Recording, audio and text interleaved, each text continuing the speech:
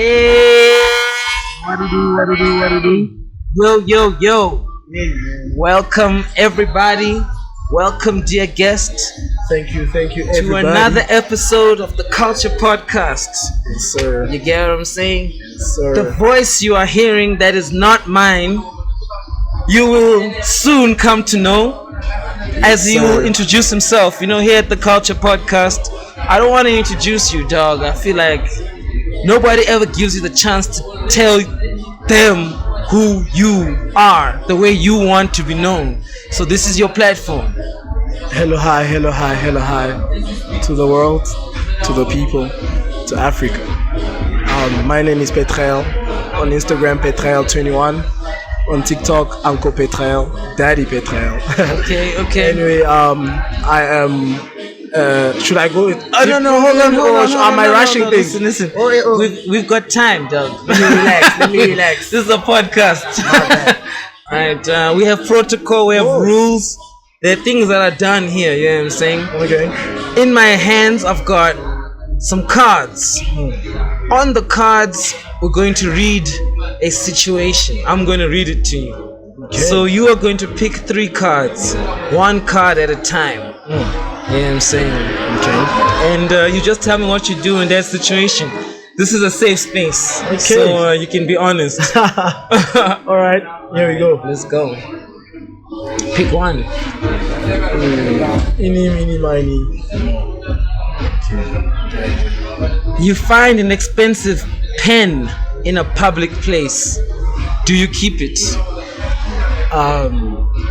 In a public place. Where exactly in a public place? Like in a park or like? I mean, the question says you find it in a public place. Do you keep it? It could be in the toilet. I'm keeping it, man. It's a pen. Okay. I mean, it's a pen and it's an expensive pen. I mean, who would need that pen? Also, what options do you have? Come on. Are you gonna really put a missing pen aside? and to be honest with you, might not even use it. Might just keep it in the house for just the deco. You know Just what to I'm saying? stand. Yeah, I have an expensive pen. You know? So should I pick out another Another card? one, yeah. Okay. Go. Okay, cool. You are a politician. Interesting. The people who elected you demand that you take a position on abortion, which is against your personal convictions. Do you?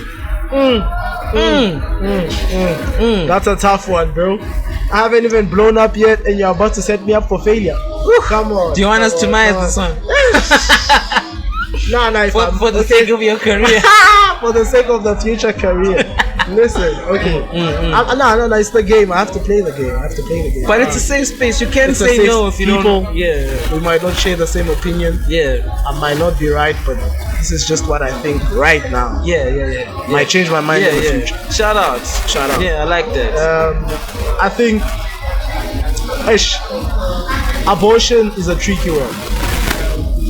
Why I'm saying that? Because personally, I think according to the Bible, if we go according to the Bible, the Christians, or other religions, abortion is like killing. It's like taking of life. So I feel like it's kind of tricky. But also at the same time, as a human being, thinking about me, myself, having a kid, I'm thinking about the problems and the situation I'll be in or the complications I'll have. Now imagine what the girl will go through. You understand what I'm saying? Like, she thinks about having a kid right now might stop her from chasing her goals. And at the end of the day, you might even find out that the guy is running away. So, I don't think it's my place to decide. So, I don't know, man. So for the sake of your political career in this one, you wouldn't take a position. I stand with the people. Okay. I stand with the people. All right. There's no wrong or right answer. Yeah, I'm saying. Yeah. Last one. We're gonna go from this side. Okay, cool. Oh shit. You are at a dinner party and you hear a crack on an antique chair that you are sitting on. The host is in the kitchen. Do you tell her what happened later? So basically you broke the chair. Do you report it?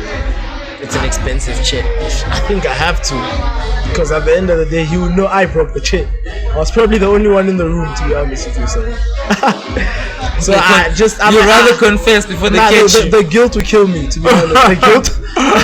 I'll be thinking, what if he knows it's me? Yeah. They'll never invite me again. He'll never invite me again.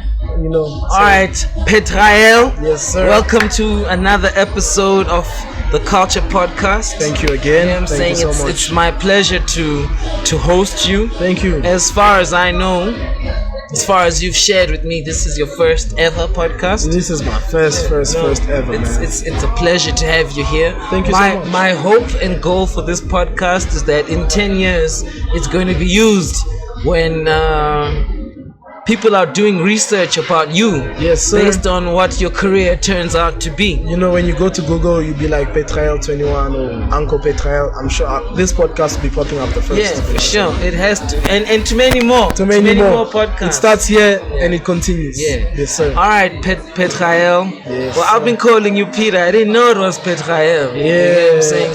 So I feel like that's a good place to start, right? I need you to tell me a little bit more about that. What does it mean? What language is it? Well, my name, originally my parents named me Petrael Anisi Bin Mulongoy. So yeah, it's quite a long name. But as I grew older, it's a funny one. It's a funny story, to be honest with you. As I grew older, obviously I'm originally from DRC, Congo, right? Okay. So I am from DRC, Congo, and I grew up in South Africa, Pretoria, by the way. So as I went to school, people started making fun of me. More of like, I went to school when I was here a kid. in Pretoria. Yeah, in Pretoria. When I was a kid, other kids started making fun of me, and eventually, as a kid, you know how it is. How you don't want to be mocked every single day at school. Yeah. Especially also some people will be having a hard time pronouncing the name Petrael. That R is very hard for everybody else. So I decided to change my name. Oh, okay.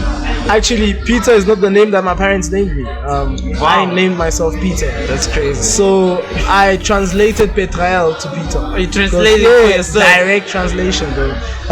I did it myself, and it was a tough one because my dad wasn't happy about it. Yeah, you told them. I mean, the school eventually started calling me Peter. Oh, you went as far as like changing it on all official documentation. Yo, I was a naughty kid, bro. That's crazy. Yo, man. And my dad was like, "Who's Peter? Who's Peter? I didn't name you Peter. I don't know any Peter in this house. All I know is that you're Petrael." So, yeah, man. Eventually, it stuck on. But when you check on my ID, my passport, yeah. That's crazy. So how long have you been here in SA? Let me see, man. If my calculations are quite correct, man, plus minus 10 years. Okay. And you grew up. You did your high school here in Pretoria. Which high school did you go to? I went to Flavius Mareka at Ridgeville. Yeah. Okay. Went to Flavius Mareka. Actually, crazy story too. But what's the crazy story? I went to, obviously, you know, at Ridgeville is. Yeah. It was a community I didn't know existed, to be honest with you, especially beyond Ridgeville when you move towards Mushongo, you know. But I made quite a number of friends that time as I went to school. But so you weren't staying in that area? No, I was staying in Sunnyside. Oh, okay. In Sunnyside, yeah. That's crazy. It's crazy, man. So actually, we signed up for school very late January. So Flavius was literally the only school that was available at that time. And that was what, grade 8? That was it. Okay. And by that time, it was the only school that taught French. Oh shit. Yeah, like home language French.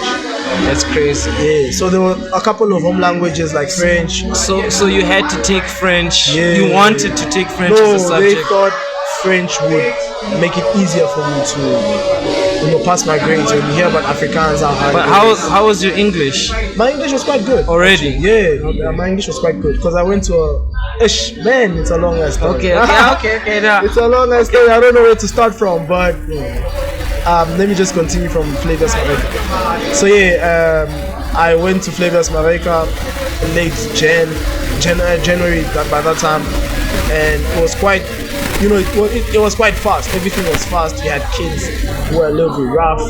Something we're not used to, Now you have to grow some bones. You have to grow. You have to be tough, So I love the experience. The online, it was something that really raised me and made me grow, made me learn, and open my mind towards what's really happening all around us. Some things that you might not even know. Did you matriculate there? Yeah, I did. I matriculated there, and yeah, man, got my bachelor's. You know what I'm saying? Got my bachelor's. Yeah, man, it was quite a great journey, to be honest with you. Okay, it was an amazing journey. No, man. Yeah, I have a lot of questions. Especially around how you felt.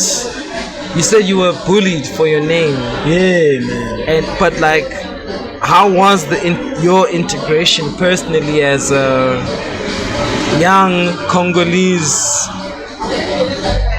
boy? Yeah. Now in South Africa, in the hood at school. I mean, would you find it hard? Would you say it was hard? Were you enjoying the experience?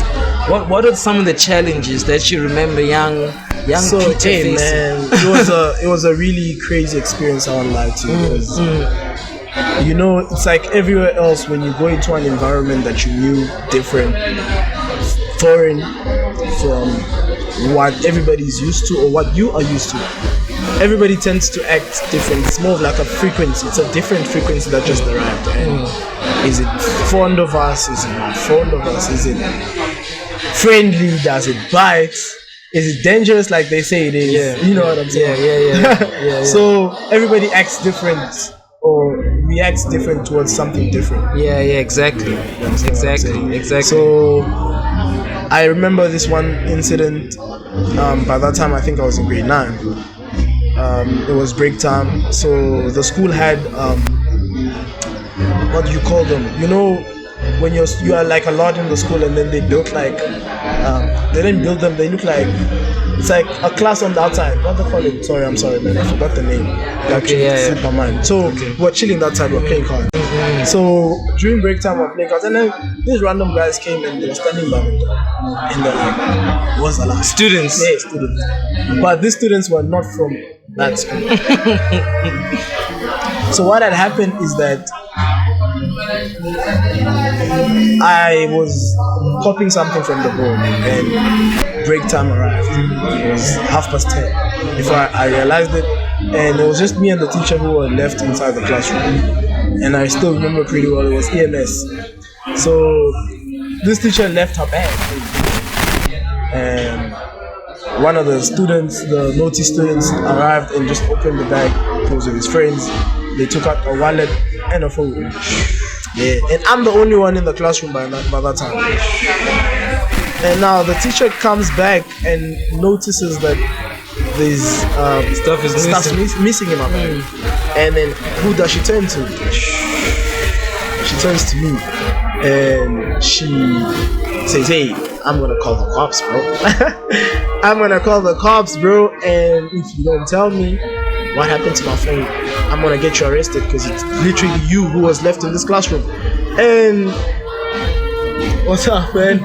And I had to snitch, bro. I had to snitch. This is a safe space. I'm sorry. I had to snitch. Why? Because I don't want to ruin my studies. I don't want to ruin my name. I don't want to get myself into trouble that I didn't even create. And if we're being honest, it might have even been worse for you, especially because you're not from this country. My brother, you understand. My brother, yeah. So that was not a risk worth taking. If you ask me, I don't even know this dude. Why should I risk anything? Respectfully. So man, and I told so they took me to the office. There were other teachers. The principal was there, and this EMS teacher. And this EMS teacher is a very, she's a woman who's very vocal towards how she's feeling. And she expressed herself, and hey man, I had to snitch. I name dropped this dude. Now when they called this dude in the office, this guy says, "Nah, the phone is not in the school. The wallet is in the school, but the phone is not in the school." Now he's making it a treasure hunt. Nah, man, no treasure hunt here because they're calling you cops. You, Yeah. you will have Also, to. so For he me, was- by that time, I'm coming out of the story now. Yeah. So now I'm in the office. I'm listening to the guy saying, "Nah, the phone's out of the school." Why? Because every single time phones or anything used to get lost in the school, these things used to go out of the school because the school had these walls. You know, these walls that are like.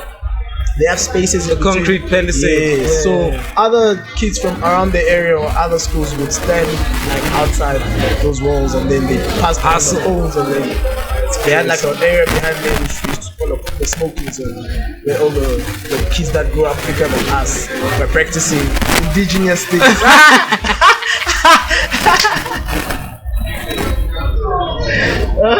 Man, you know, so They're you know what I'm practicing saying? indigenous things. Okay, you know what I'm saying? I'm not judging, but Yeah, got you. It's just that they started it early, you know what I'm saying? Earlier than others. But otherwise, It happens. High school is for that. yeah. But yeah, so the phone already went out. But fast forward now towards that time, those kids were calling me from outside. These are the guys who are passed the phone through the spaces. And now they're here to meet the guy who snitched. You know what I'm saying? They're here to talk to him in a language they only understand, which is violence. And my brother, I was shaking in my boots because this is the first time something like this happens to me. This is something I used to watch on TV, bro. Because this brother took out a knife within the school premises. Took out a knife, and by that time you're expecting a savior, man. You look around you, people are actually building a circle, dog. People are actually building a circle. Yeah, man. I mean, other kids, what can they do, dog? These are the big boys of the school, the big boys of the area. You're scared of them. So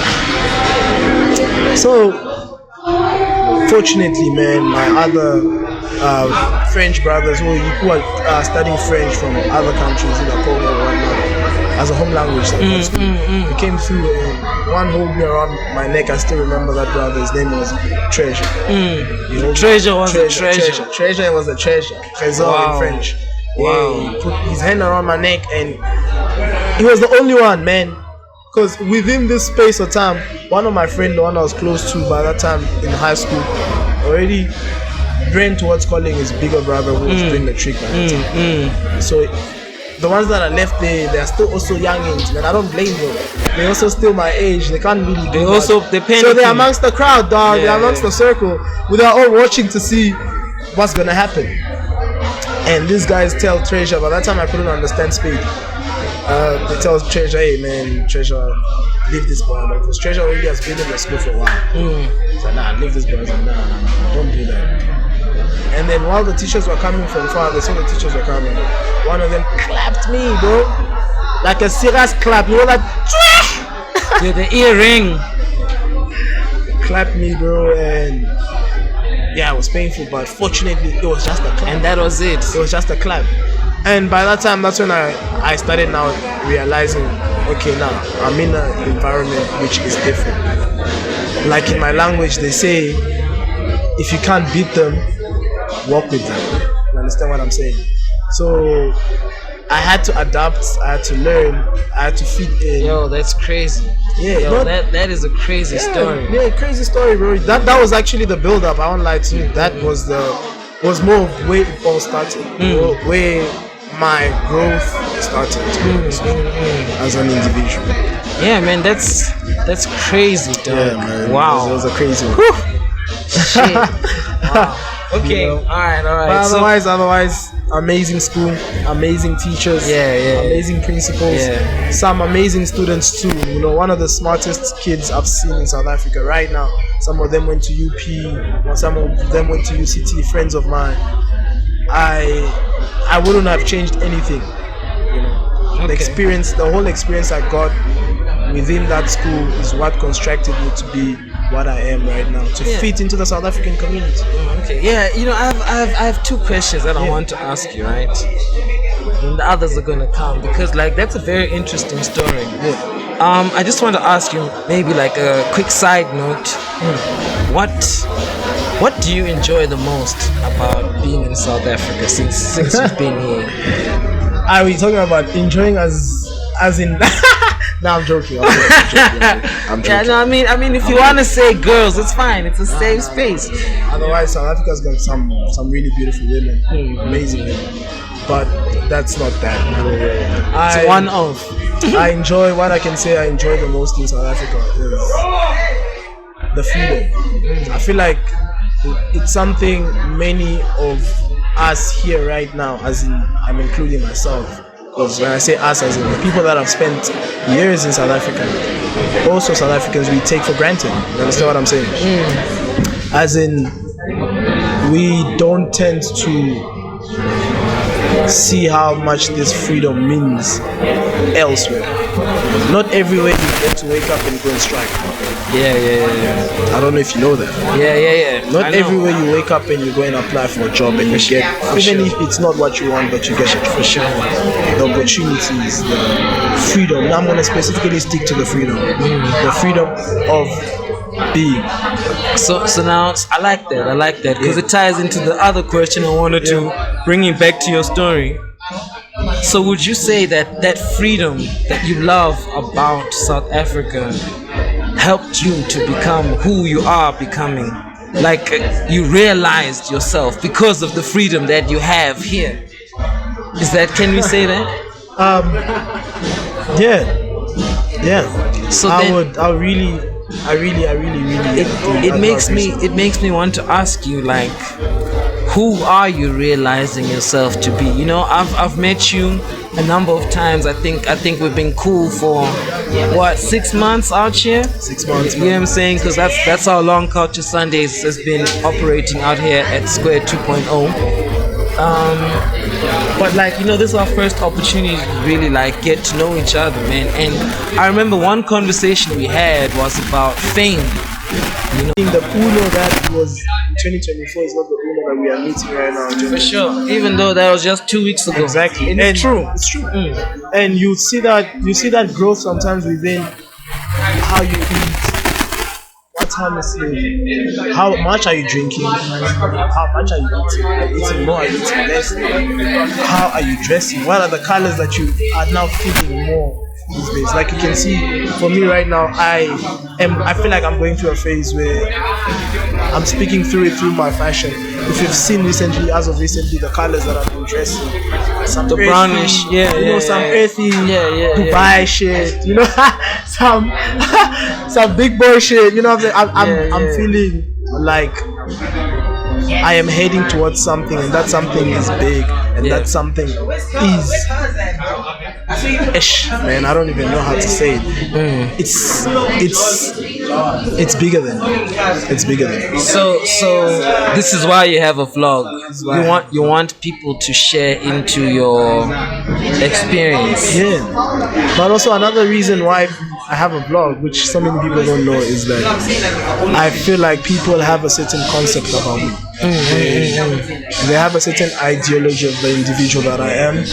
I've been questioned, I've been spoken to. So it's a wrong idea. I feel like I want to correct it. What is that idea?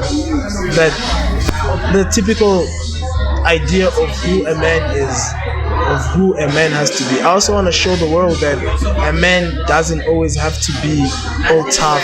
A man doesn't always have to be distant. A man doesn't always have to be against women.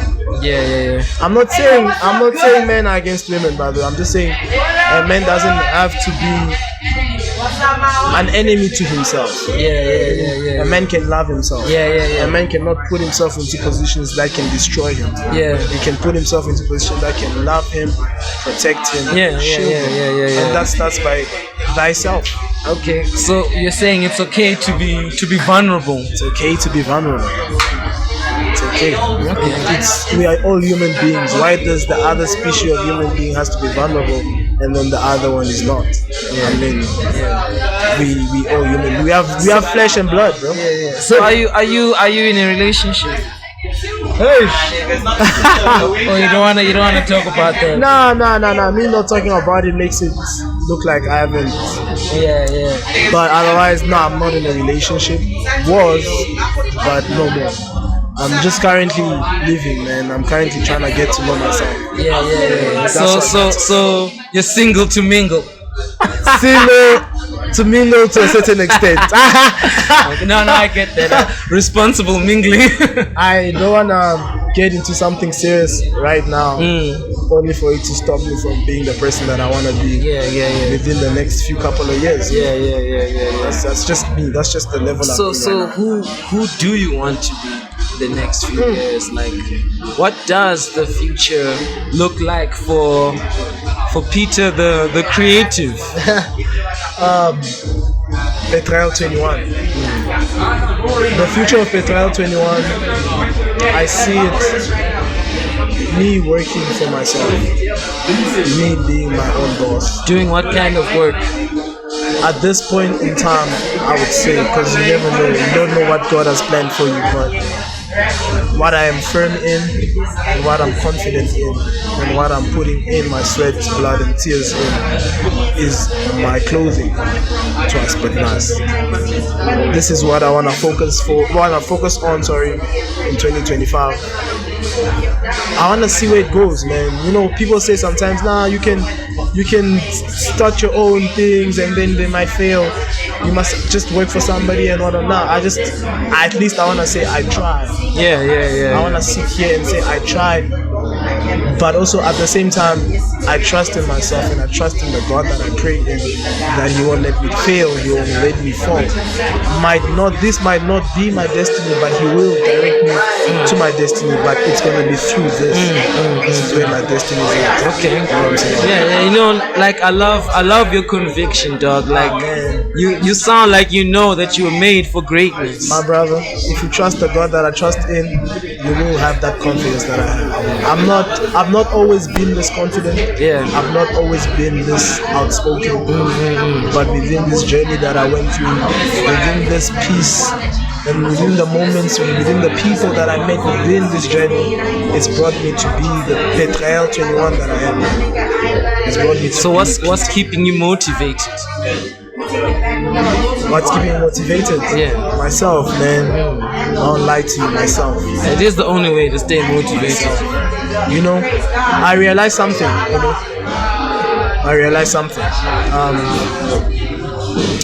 Sometimes you might have people that love you around you. Yeah. We always do have people that love us. Our mothers, sisters, brothers, friends, neighbors. They love us, but they always won't be there for you.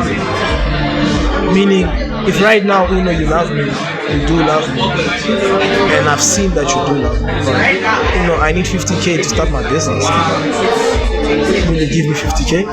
I mean, if you have a business plan and you can show me how I'm gonna get my money back, I'd consider it for sure. But like in a state where you are just giving it to me because you love me. Nah, dog. I'm not crazy. I love you, but I'm not crazy. Exactly what I'm saying. Is that, but you understand what I'm saying. It's like, bro, come on, like 50K. Maybe I can. My point. Sorry to cut you, but my point is, it just made me realize that yes, you can love me. Yeah. You can love me, but you won't always be there for me in the way that you need. Yes. You'll At be that there. time. You'll be there for me emotionally, which is very important. Yeah. For me mentally, supporting me, motivating me, giving me guidelines.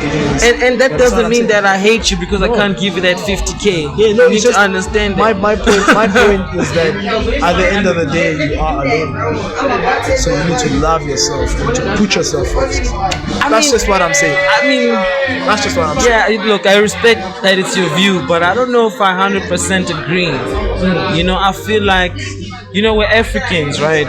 There's a saying, I don't know which African country, which African language has the saying, but I've read it many times in my diary, It says, if you want to go fast, go alone. But if you want to go far, go together, go with others. True. You understand? And it's like, that's why I'm like, when we have our conversations, I'm encouraging you to go because I've been encouraged to go. You know what I'm saying? I was telling you when you got that book from me that, yo, bro, I want you to start reading this book and you must let me know what you find. like the interesting things, because it's like if you really think you're on your own, bro, that means there's no one to hold you accountable. True. No one can be like, yo, Peter, at the beginning of the year you said you wanted to be there. But if you're alone, you're gonna operate in that vacuum, and no one's gonna remind you that, bro, you got dreams. So yes, as much as you are alone, I don't believe that like a man is an island, and a man shouldn't be an island. You get what I'm saying? And you shouldn't think of yourself as an island. That's just my opinion. I'm not trying to tell you what to do or believe. It's always a pleasure to talk to you, though. It's always a pleasure to talk to you, because to be honest with you, I think I've been overclouded by pain. Yes, definitely. I've been overclouded by rejection. Yes. Where it put me into a position. It put me into a position. Hey, is that okay? It's okay. It's alright. It's someone's birthday. Happy birthday. Happy birthday. Whose birthday is it? Yes, it's his birthday. Happy birthday, my dog. Shout out to you. How are you, bro? One love. Yeah. But I think I've been overcrowded by so much pain and rejection. Yeah. I felt like, it's just been really rough ever since I broke up with my man. I'm sorry to go. No, it's a safe space, bro. It's a safe space. I went through rejection after rejection. How long were you guys together? 5 years, man. 5 years, almost 6 years. Crazy. Yeah, man, almost married that woman. That's crazy. So after that, I just went through rejection after rejection, to be honest with you. More of also from people that I least expected to reject me, friends, betrayal.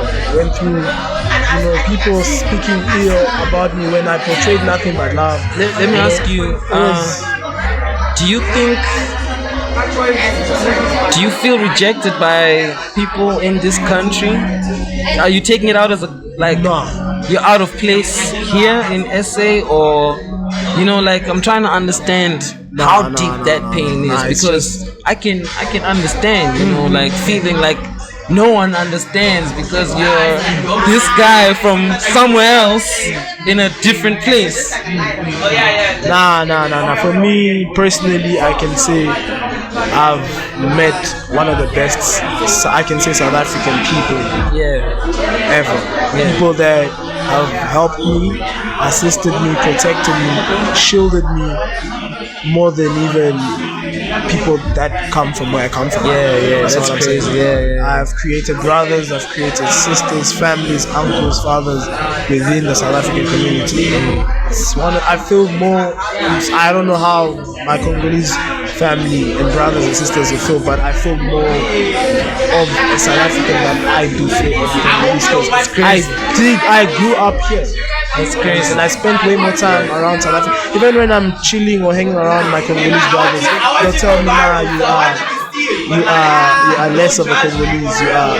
They judge you. They do feel some type of way. But also another weird thing is that also at the South African side, they'll tell me, nah, man, you are not one of us. So yeah, man, I guess I'm just in between, I guess. You're just the individual. Yeah, but I'm just living and I'm enjoying my life. I have never experienced any xenophobic attack. Xenophobic facing like directly to me. So the people that were hurting you were just fucked up. Nah, man, it's just some of them, man, it's just girls, man. But some of them is friends that I did really care about. Let me tell you something crazy before we wrap it up, right? Heartbreak happens, bro, and it's devastating. Sometimes it's a girl you've known 3 months. Sometimes it's a girl you've known 14 years. And like one thing because I love YouTube, right? I think I was Googling how to get over heartbreak.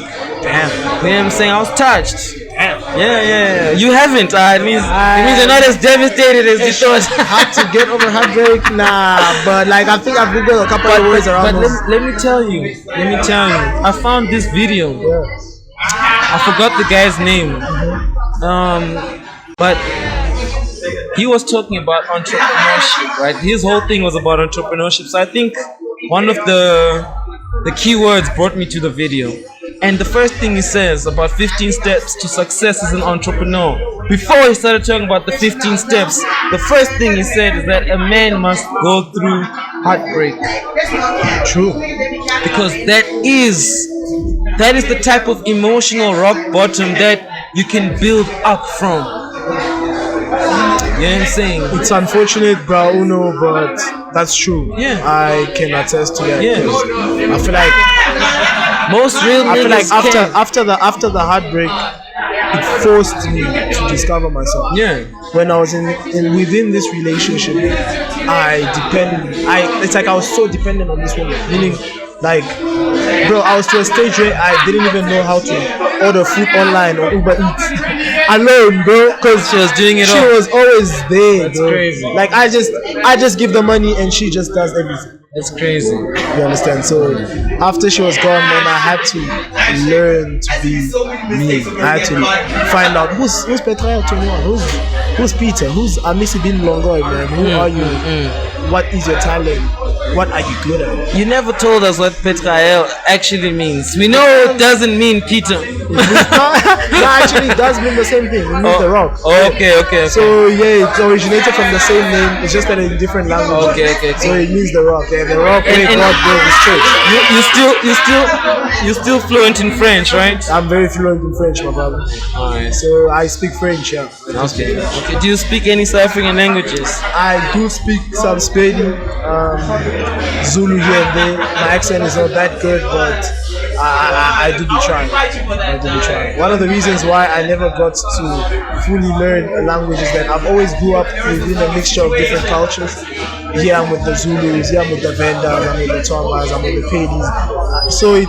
I do understand basically almost all the languages, but I can't fluently speak one. When last did you go to Congo? That was in 2016, man. Damn, that's a long time ago. That's a very long time ago. Shit. Do you miss it? I do miss it sometimes, you know. Mostly I miss my family. I miss my mom.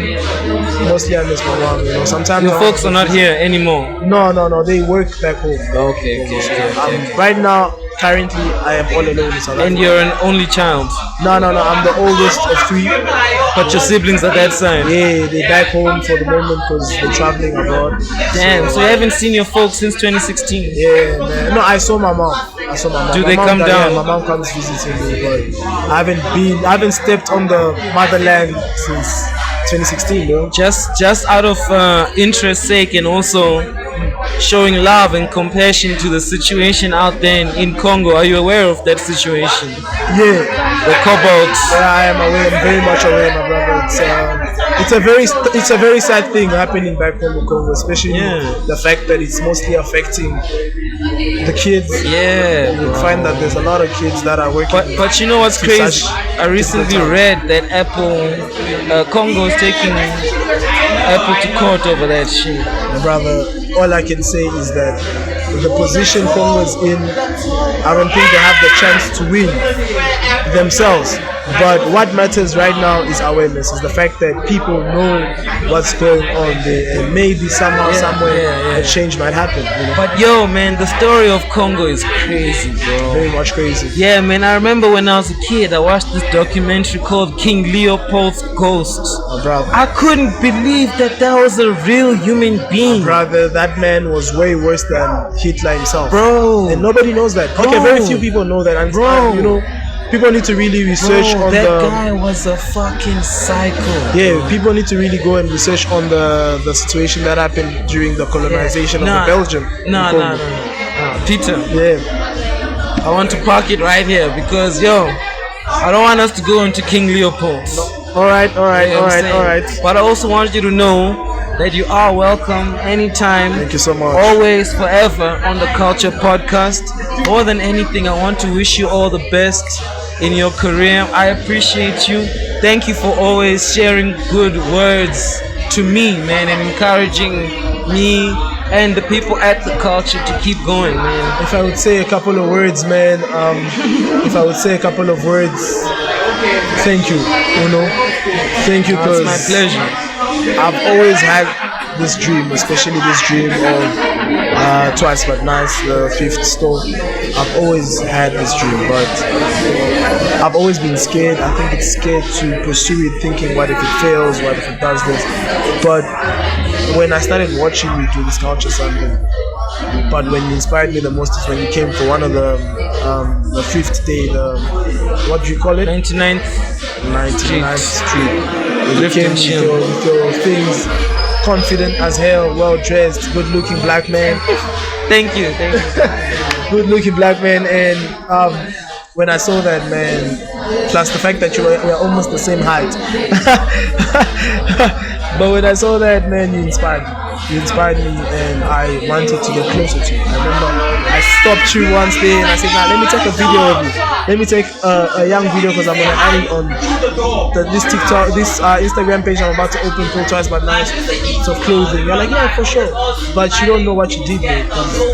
You showed me that anybody can do it as long as you believe in yourself and as long as you sell who you are, not who you're not. And I appreciate you for that. Forever be grateful. Thank you so much for inviting me on the podcast. I hope this is not the last time. The next time you see me, I'll be bigger than what I am here right now. But shout out to everybody. Thank you. Culture Sunday, Square 2.0. Same place, same time, every day. Hey, man. Thank you, Peter. Yes, thank you so much, man. It's a pleasure, man. It's a pleasure to have your support. It's a pleasure to have you as a friend. And all the best on your journey, bro. Thank you so much. Keep going. Don't ever stop, and don't let these niggas stop you. Never. Even the pain, it must only motivate you. Yes, sir. You know what I'm saying? It's either we make it or we die at making it. Yeah. It's the culture. Sunday. We out.